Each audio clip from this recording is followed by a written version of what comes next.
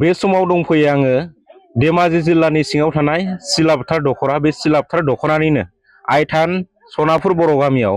बे आइथान सनापुर बर' गामियाव मैया जिथुनाखि सानै बर' आइजोआ ना गुरनो थांनायाव मोब्लिबजों सर्ट जानानै बिथांमोना जिउ गोमायो। दा बे समाव दिनै बेवहाय माखासे जोंनि बर'नि माहारि आफादनि दैदेनगिरि बिथांमोना दंफैयो। दैदेनगिरि बिथांमोननिफ्राय आं मोनथिनो नाजागोन जिथुनाखि मैयायो जिथुनाखि सानै बे सनापुर बर' गामिनि आइजो बिथांमोना जिउ गोमाबाय, लोगोसे साथाममोन बिथांमोना, साथामाव सासेया जोखोम जाबाय, बारग'बाय। दा बे समाव धेमाजि जिल्ला दुलाराय बर' बाथौ गौथुमनि मानगोनां लेङाइ आफादगिरि दङ लाइमोन आफादनि, बिथांनिसिम आं मिथिनो नाजागोन बिथांमोना बे समाव मा फोरमायगोन आरो मा खावलायगोन सरखारखौ, लोगोसे पुलिस प्रखाखनखौ। आं बे समाव गिबियावनो बड' लाइभ 24 नि जानानै सारखौ बरायबाय। लोगोसे आङो बुंनो बा खावलायबाय दिनै बे दुखु गोनां बे जाथायखौ लानानै सारा मा फोरमायगोन?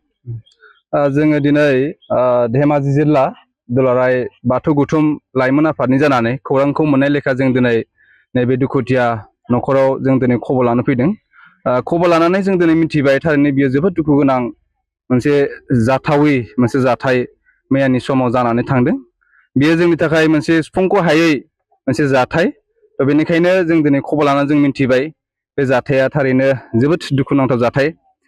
जों मिथिनो मोननाय बायदिबा बे सिलापथार दख'रानि सिङाव थानाय सनापुर आइथान बर' गामिनि जोंहा रुंसारि पुर्निमा बसुमतारी, फिसाय अम्बिका बसुमतारी, आरो सासेया जाहैबाय रुंसारि इकिलि बसुमतारी, फिसाय बिरेन बसुमतारी। बिथांमोना ना गुरनो होननानै ओंखारलांदोंमोन। बेवहायनो बे खाथिनिनो मोनसे मिसिं गामि, सनापुर मिसिं गामिनि बिपुल पाइट आरो रसिद पाइट, बिफा कमल पाइट, बिथांमोना आबाद मावदों होनदों। बे आबाद फोथाराव बिथांमोना गावसोरनि आबादखौ प्रटेक्ट खालामनो थाखाय बेहाय कारेन्ट नैबे मोब्लिबखौ तार बोना दोननानै बेखौ कानेक्सन खालामनानै दोनदों।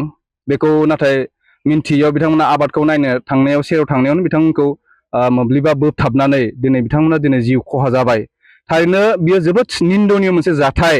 बियो समाजनि नोजोराव बा सरखारनि नोजोराव बियो मोनसे जोबोद गिदिर मोनसे अपराध होननानै जों सानो। बेनिखायनो जों दिनै सरखारखौ खावलायगोन जे बे जाय बिथांमोना दिनै दायनिगिरि खालामदों बेखौ सरकारा खथुरनिफ्राय खथुर, गोरानिफ्राय गोरा मोनसे साजा होनो थाखाय जों दिनै धेमाजि जिल्ला दुलाराय बाथौ गौथुम लाइमोन आफादनि जानानै जों सरकारनिसिम जों खावलायगोन।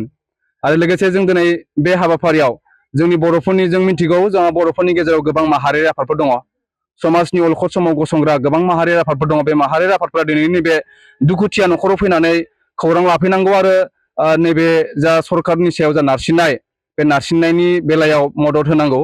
आरो लोगोसे जों सरकारखौ बेनो धेमाजि जिल्ला दुलाराय बाथौ गौथुम लाइमोन आफादनि जानानै जों खावलायगोन जे दुखुथिया नैबे न'खरनो सरकारा 50 लाख, न'खरसेयाव 50 लाख करि अनसुंथाइ होनांगौ होननानै जोंनिफ्राय जोङो दाबि दैखांगोन।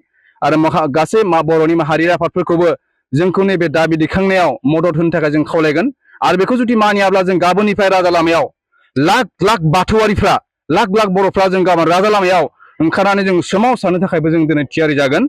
बेनिखायनो जों दिनै बे दुखुनांथाव न'खर, नैबे दुखुथिया न'खराव फैनानै जों खबर लाफैदों। बेवहाय फैनानै जों जोबोद बे थासारिखौ नुनानै जों जोबोद दुखु मोनदों आरो बेखौ सरकारखौ जों गले गले खावलायगोन। आरो जोंहा आथिखालाव जोंनि बर' कसारि गावखुंथाय जोंहा मोनसे सरकार दङ, बिथांमोनखौबो जों खावलायगोन थारैनो नैबे जाथायनि सायाव बिजिरनायनि बेलायाव खौरां लाफैनो थाखाय आरो थार मोनसे सुस्रांथाय होफैनो थाखाय आरो न'खरखौ गोजोन होफैनो थाखाय जेन जोंनि बे सरकाराबो जेन मदद होफैयो। बेनि थाखाय जोङो धेमाजि जिल्ला दुलाराय बाथौ गौथुम आफादनि जानानै जोङो गुरै खावलायबाय।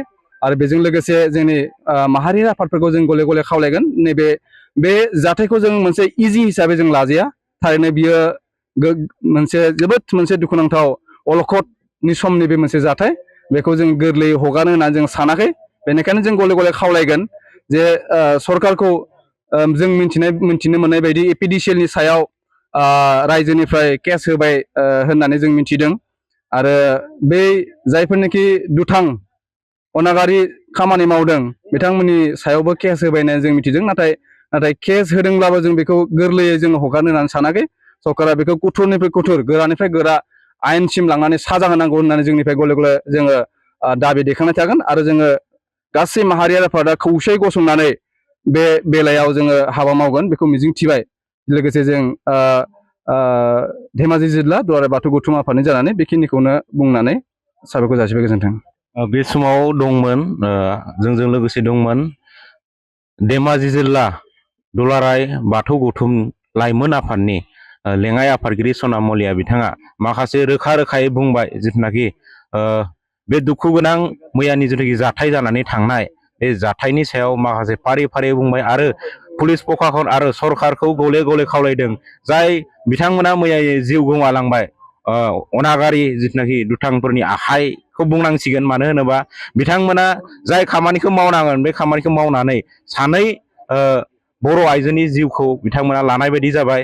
बेनिखायनो सरकार आरो पुलिस प्रखाखनखौ दुलाराय बाथौ गौथुम लाइमोन आफादनि लेङाइ आफादगिरि लोगोसे बिथांमोननि बाथौ गौथुमनिफ्राय बेखौ रोखायै फोरमायदों आरो बिथांमोना गोख्रोङै बेखौ राहा लानो थाखाय बिथांमोना खावलायदों। बे समाव आङो बड' लाइभ 24 नि जानानै बिनाराम बसुमतारी खौरांगिरि गोजोन्थों खुलुमबाय।